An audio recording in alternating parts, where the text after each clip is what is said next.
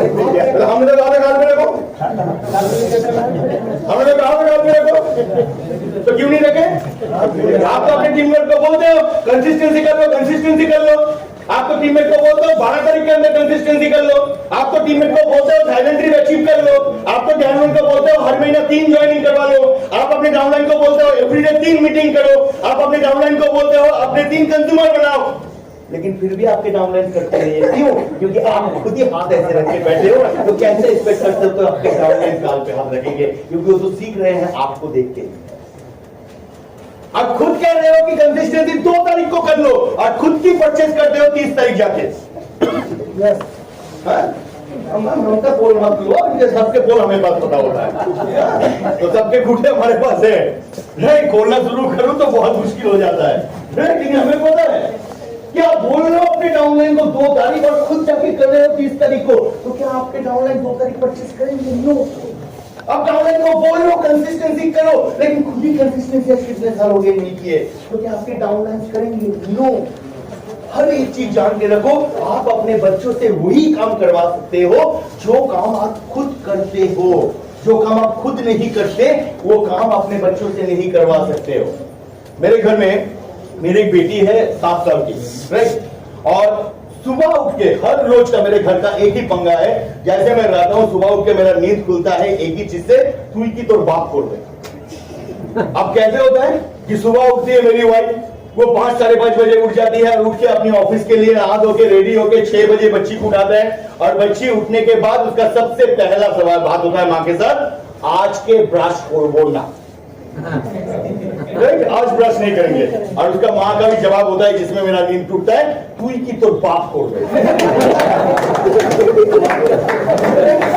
और ये पंगा डेली का है, हर रोज ये पंगा है। ये पंगा कभी नहीं होता जब मैं घर में रहता हूं। क्यों? क्योंकि मेरी मम्मी 4:30-5 बजे उठ जाती है और उठ के ब्रश कर लेती है, और जब बच्चे को बोलते हैं तो बच्चे को पता लगता है कि उसकी माँ को तो कभी ब्रश किया पता नहीं, लेकिन माँ जबरदस्ती मुझे ब्रश करवाने की कोशिश कर रही है। लेकिन जिस दिन मैं रहता हूं तो मैं बच्चे के साथ उठता हूं और कहता हूं कि चल बेटा दोनों मिलकर ब्रश करते हैं। वो भी ब्रश लेता है, मैं भी ब्रश लेता हूं, मैं भी पेस्ट लगाता हूं, वो भी लगाता है, मैं उसको दिखाता हूं इस तरह से, वो भी दिखाता है इस तरह से, और कितना स्मूथ होता है उसका ब्रशिंग उस दिन। क्यों? क्योंकि एज ए अपलाइन मैं उस काम को उसको करके दिखा रहा हूं। As a mummy is her upline उस काम को नहीं देख पा रहा है कि मेरी मम्मी भी ब्रश करती है। तो जब तक आप नहीं करोगे, आपके बच्चे वो काम को फॉलो नहीं करेगा, नहीं करेगा। आपको लगता है अरे हम तो कह देंगे लोगों को जाके कंसिस्टेंसी कीजिए, हम एवरी मंथ हमारी कंसिस्टेंसी करते हैं, आपको भी करना चाहिए। और आपको लगेगा कि लोग ऐसे ऐसे समझ जाएंगे, अरे बाप का भी बाप है मेरे यार। एक बार क्या हुआ, ये डुप्लीकेशन के ऊपर एक कहानी में सुनाना चाहता हूँ। एक बार क्या हुआ, एक इंसान था जो टोपी बेचता था। तो एक दिन टोपी बेचते बेचते दोपहर हो गया, दोपहर को भूख लग गया, तो भूख जैसे लगा उसने खाना वाना खा के एक पेड़ के नीचे सर पे एक टोपी लगा के बाकी टोपी झोपड़ी में रख के वो जाके सो गया। तो जैसे ही उसका नींद टूटा, देखा कि सर पे टोपी है लेकिन पूरी की पूरी टोकरी पे सारी टोपी गायब। तो उसने सर उठा के देखा तो देखा कि वो पूरा का पूरा जो पेड़ था वो बंदरों से लगा हुआ था और सारे बंदर वो टोपी पहन के बैठे हुए थे। तो ये सोचने लगा क्या करूं, करते करते सर जैसे ही खुशलाया तो देखा कि बंदरों ने भी सर खुशलाया। फिर बंदर को देखे इसने खी किया तो बंदरों ने भी खी किया। फिर बंदर को देख कैसे खुशलाया तो बंदरों ने भी ऐसे खुशलाया। फिर उसने अपना टोपी फेंका तो सारे बंदरों ने भी टोपी फेंका और ये सारा टोपी उठा के अपना घर आ गया। सुना है ये कहानी? अब इसका अपडेटेड वर्जन आया है 2022 का। अब 2 साल चला कोरोना, तो कोरोना की वजह से वो बुढ़ा मर गया। अब उसका एक पोता था, उसका नौकरी चला गया। अब उसका पोता सोच रहा है कि बैठे बैठे क्या करेगा, नौकरी भी चला गया, दादाजी भी नहीं है, करे तो क्या उसके दिमाग में है या दादाजी वाला बिजनेस चल लेते हैं क्योंकि टोपी पहनाना आसान होता है लोगों को। तो सोचे कि चलो टोपी बेच लेते हैं। तो उसने दादाजी का टोकरी निकाला, अब टोपी बेचने निकल गया। बेचते बेचते दोपहर हो गया था, खाना वाना खाया और पेड़ के नीचे सर पे टोपी लगा के बाकी टोकरी में रख के सो गया। जैसे ही नींद खुला तो देखा सर पे है, टोकरी पे एक भी टोपी नहीं। तो दादाजी का ख्याल आया, अरे दादाजी ने तो बताया था ऐसा ऐसा हुआ था।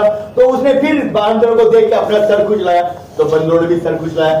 फिर बंदरों को देख के खी किया तो बंदरों ने भी खी किया।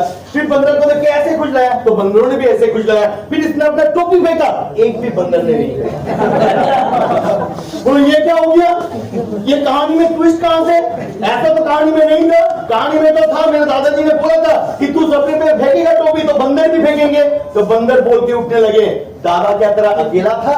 हमारा भी दादा था, बोल के गया था, टोपी नहीं।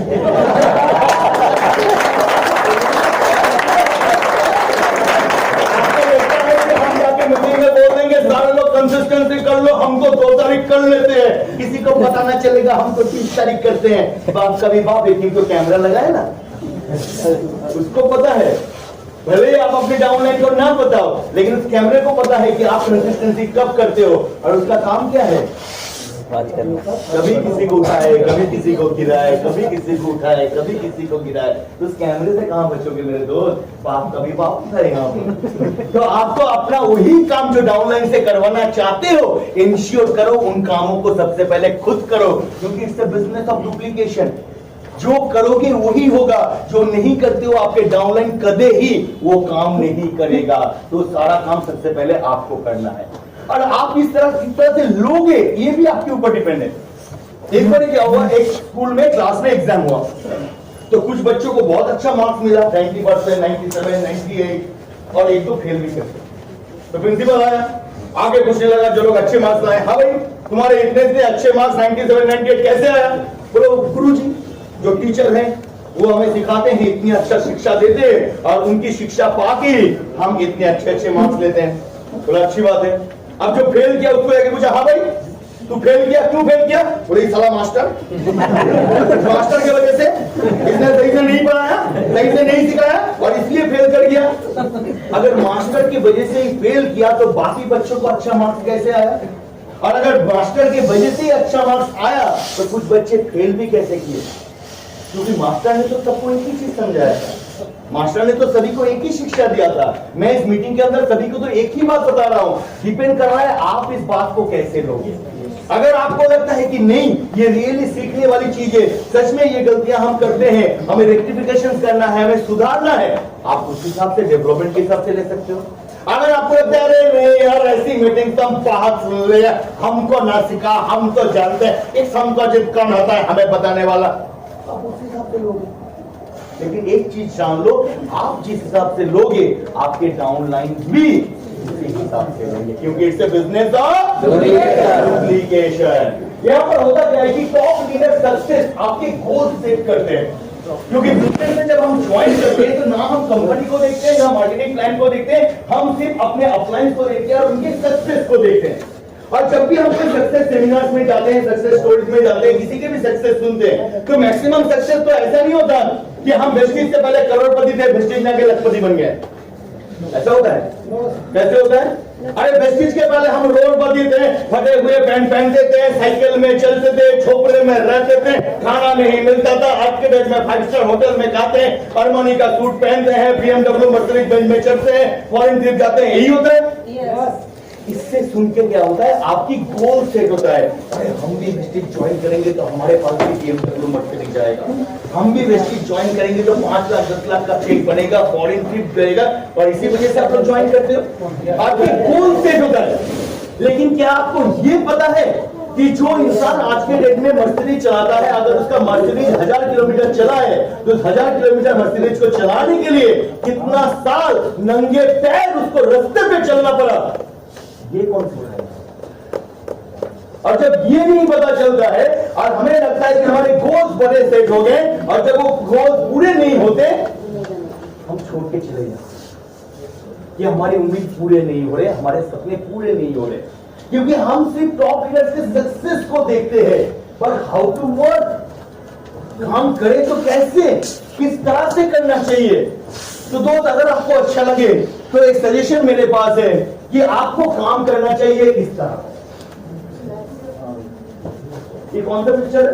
Map, Google map. आप सारे लोग मोबाइल में है ना, यूज करते हो? कितने लोग यूज करते हो? वाह वेरी गुड। अच्छा हाउ दिस वर्क, कैसे काम कैसे करता है? जब गूगल मैप ओपन करते हैं तो सबसे पहले क्या होता है? क्या दिखाते हैं?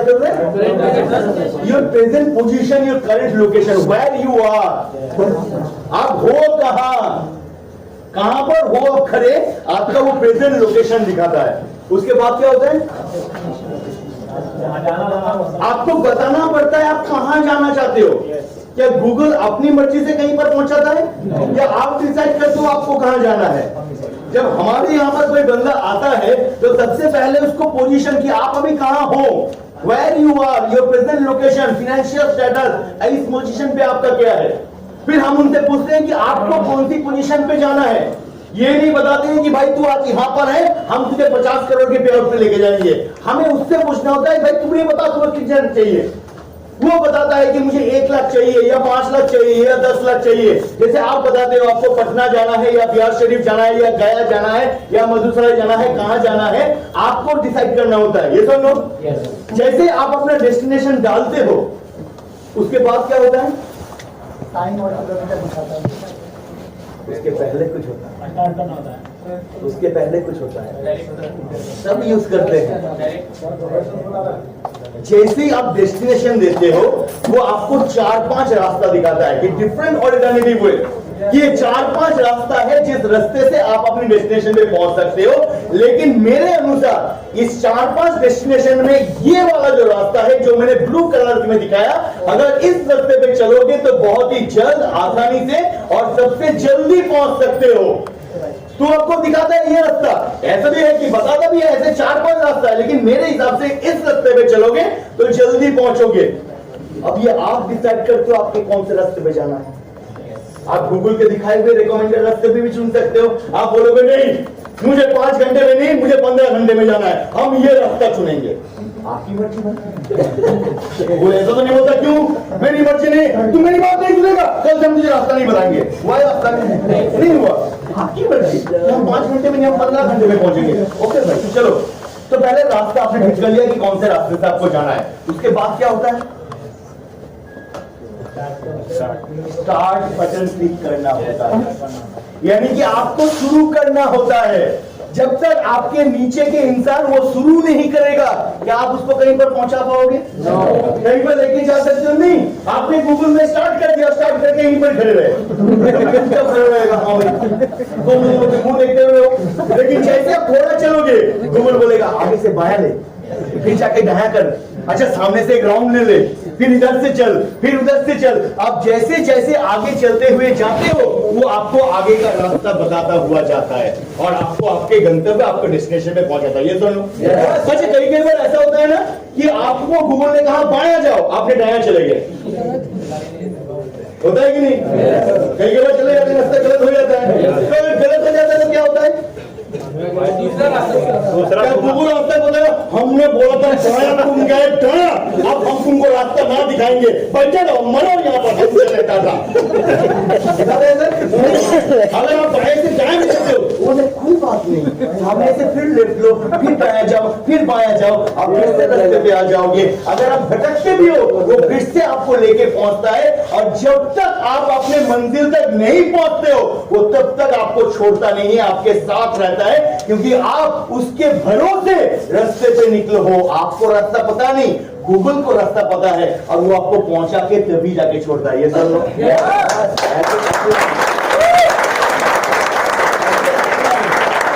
आपको काम करना है एज ए गूगल मैप।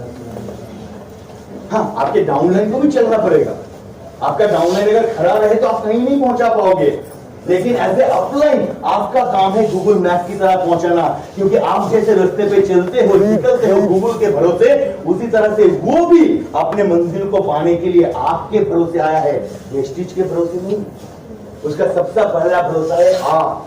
तो लोगों का भरोसा जीतना सीखो, भरोसा रखना सीखो। अगर एक इंसान का भी भरोसा लिए हो तो जब तक उसको उसकी मंजिल तक नहीं पहुंचाते हो उसको गाइड करते हो जाओ, भले ही कितने भी मिस्टेक वो कर ले, क्योंकि वो अनजान है, वो मिस्टेक करेगा ही। आप भी करते हो यार, हमेशा रास्ता सही नहीं होता, कई बार बायां दायां निकल जाते हो आप, लेकिन उसमें डांटता नहीं है, छोड़ के नहीं जाता आपको, फिर भी वो अपने मंजिल तक पहुंचा के जाता है। तो एज ए अपलाइन काम करो गूगल मैप की तरह, बैठे बैठे बात मत करो, उसके साथ जाके काम करो, उसको डेवलप करो और अपने आप को भी डेवलप करो। साथ ही साथ पीपल मोटिवेट तो हो जाता है, लेकिन डायरेक्शन नहीं मिलेगा तो मोटिवेटेड पीपल ज्यादा दिन तक डिस्ट्रिक्ट में नहीं रहता।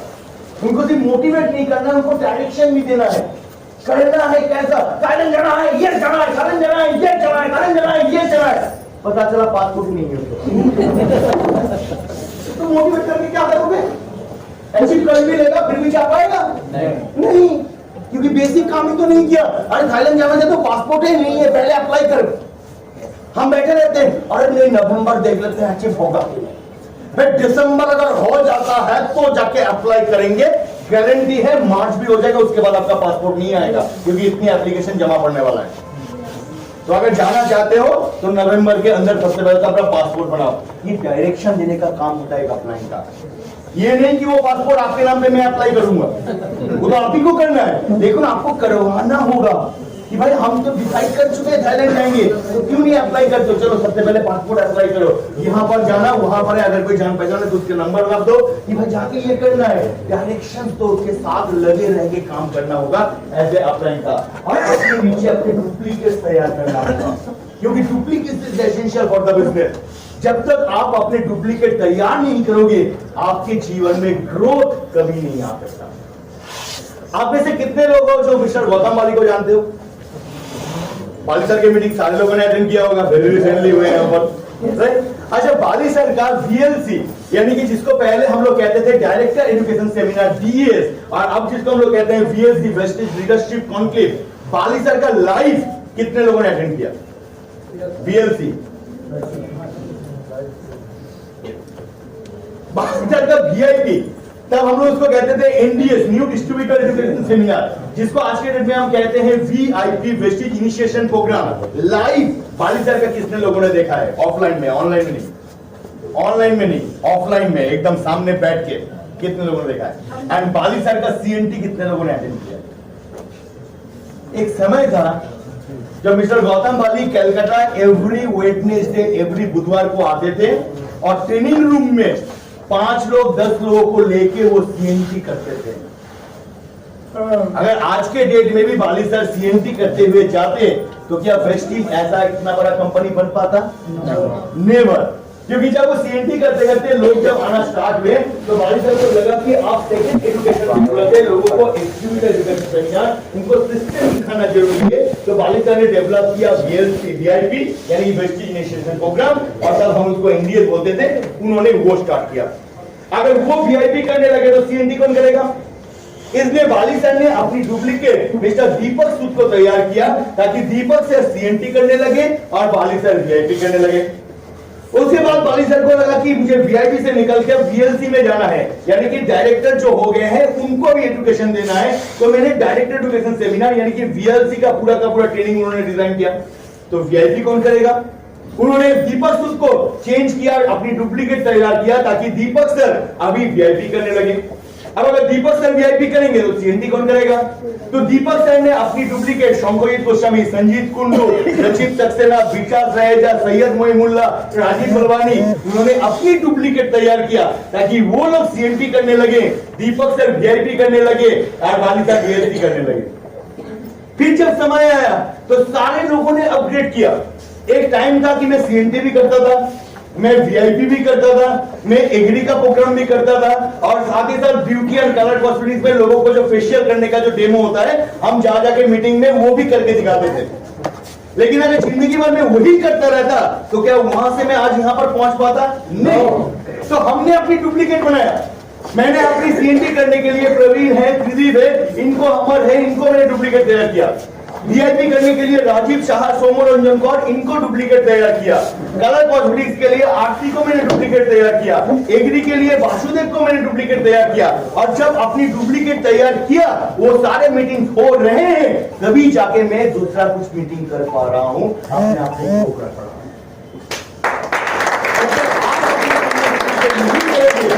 जिंदगी भर हर काम आप ही करोगे, CNT भी आप करोगे, हॉल बुकिंग भी आप करोगे, हॉल में पानी आया कि नहीं वो भी आप करोगे, बुके भी आप खरीदोगे, और जरूरत पड़े तो हॉल में पोछा भी आप मारोगे, क्योंकि सारा काम आपने खुद ही लेके रखा है। ना तो आप किसी को जिम्मेदारी दोगे तो आपके नीचे लोग डुप्लीकेट होंगे नहीं, तैयार नहीं होंगे, और जब तक आप अपने नीचे नए लोगों को नहीं बनाओगे आप कैसे ऊपर जा सकते हो, आप कैसे ग्रो कर सकते हो मेरे दोस्त। तो duplication is essential for the business. अगर आपको आगे जाना है तो अपने नीचे लोगों को रेडी कीजिए, प्लान प्रेजेंटर बनाइए, रिड्यूस कीजिए लोगों को। आगे बढ़ते हैं दोस्तों, मोस्ट इंपॉर्टेंट इस बिजनेस के अंदर होता है वो है आपके थॉट प्रोसेस, आपके सोच कैसी होती है, क्योंकि आपकी सोच के ऊपर आपका बिजनेस बहुत ज्यादा मात्रा में डिपेंड करता है। कहा जाता है कि सक्सेसफुल पीपल्स के जो थॉट्स होते हैं वो इनसाइड आउट होते हैं। इनसाइड आउट का मतलब क्या है? सोच का एक डायग्राम होता है और इस डायग्राम के अंदर तीन चीज डिपेंड करता है कि कोई भी काम अगर मुझे करना है तो सबसे पहला सवाल आता है कि उस काम को मैं करूं क्यों, व्हाई।